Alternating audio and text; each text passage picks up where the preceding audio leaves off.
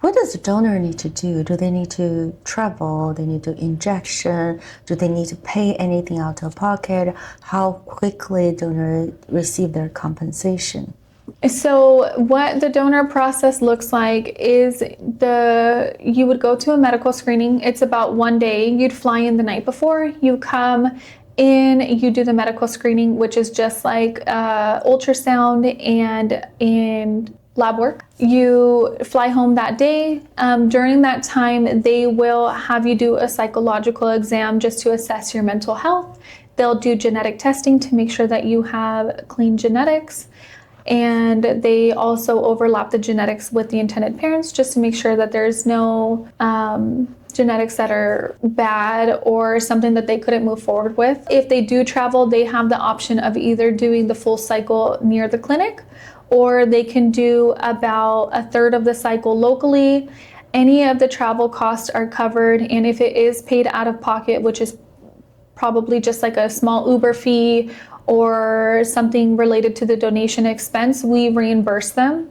The compensation usually takes about 5 to 10 business days once submitted, but we always submit right after the donation is done, so we always submit the same day.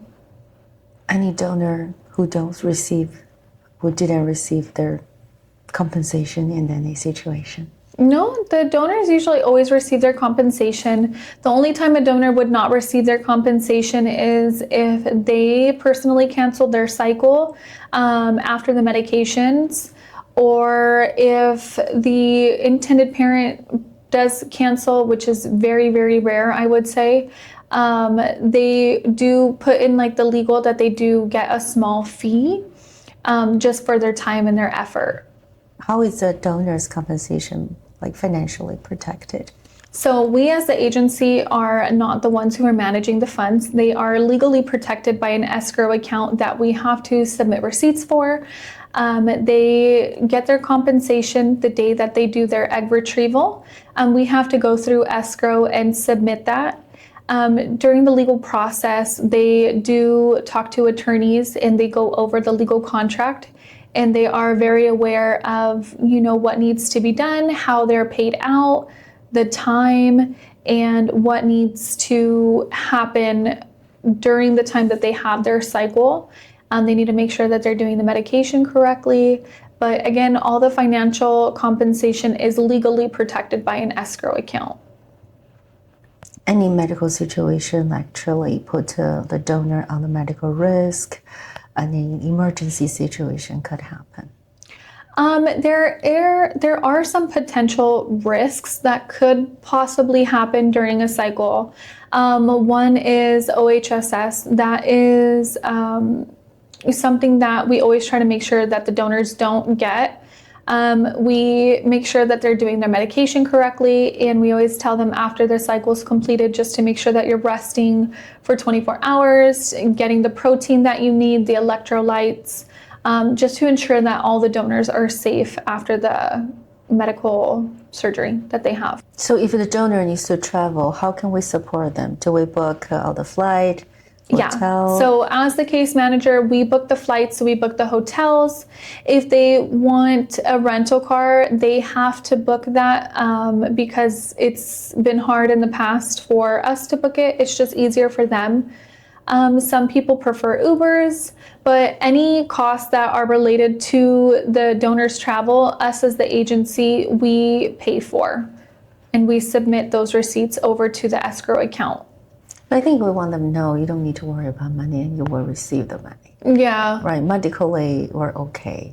Mm-hmm. And then how are donors protected legal-wise? Will they get an attorney or counsel themselves? What can they talk about on their donation cycle? Do you see how the legal counsel support donor in the donation journey, basically? Okay, so with the legal, we assign the donors an attorney, and the intended parents also have their attorney. We never have the same attorney for the donor or the intended parent due to conflict of interest. We want to make sure that each party has their own legal party to protect them. Legal goes over the full contract with the donors. It takes about 45 minutes to an hour. And if donors have any questions or concerns regarding their legal, they can submit red lines, which is pretty much just stating, hey, I want to change this or tweak this. And then they'll submit it back to the other counsel. And once a agreement comes into place, then everybody signs the legal agreement just to move forward. After retrieval, how do we support donors and ensure they feel appreciated and valued? So we always make sure to follow up with the donors the day of the retrieval. And I always make sure to follow up the day after and about a week after, just to make sure that they're feeling okay. Being a donor myself, I know that the symptoms go away within like 5-6 days. So that's why I always just set a little reminder on my phone to follow up with them a week later, just to make sure that they're 100% again. I always tell them, don't hesitate to reach out to me. You can call me. You have my number, my email. I have had donors call me after just to say thank you, that I've answered all their questions. And sometimes we receive letters from the intended parents. Yeah, some of them do. Some of the donors, they receive letters from the intended parents saying thank you for your time and your consideration and your effort. They're pretty much called Dear Donor letters.